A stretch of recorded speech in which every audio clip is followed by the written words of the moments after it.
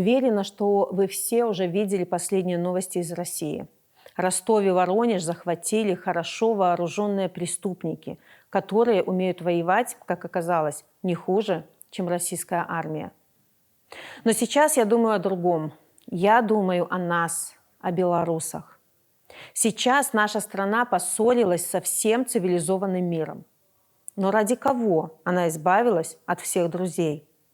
Ради страны, в которой наемники и преступники уже захватили 2 огромных города и собираются ехать в Москву?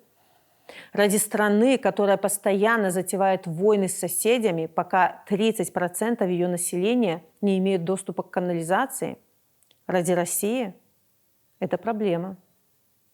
Стабильность, при которой цены постоянно растут, а зарплаты тают. Самолеты не летают, но зато завозят ядерное оружие, а школы и вузы превращаются в рассадники пропагандистов. Лукашенко заменил торговлю с Европой и Америкой на торговлю со страной, воюющей не только с соседом, но и с собственным народом. И это проблема. Но зачем это все нам? Зачем это все белорусам? Нам нужно заниматься своими проблемами, а не играть в преступные игры России.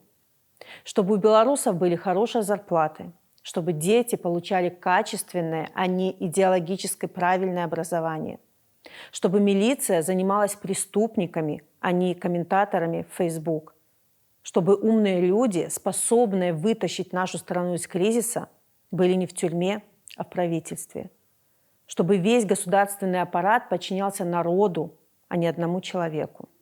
Но пока это так, это проблема. Мы не должны позволить Лукашенко и Путину втянуть нас в войну. Белорусы не должны страдать или умирать за Россию или амбиции Лукашенко. Мы должны решить свои проблемы сами. И мы знаем, где сидит причина наших проблем. Она во Дворце независимости. И пока Россия занята своей гражданской войной, у нас может появиться шанс освободить страну от диктатуры.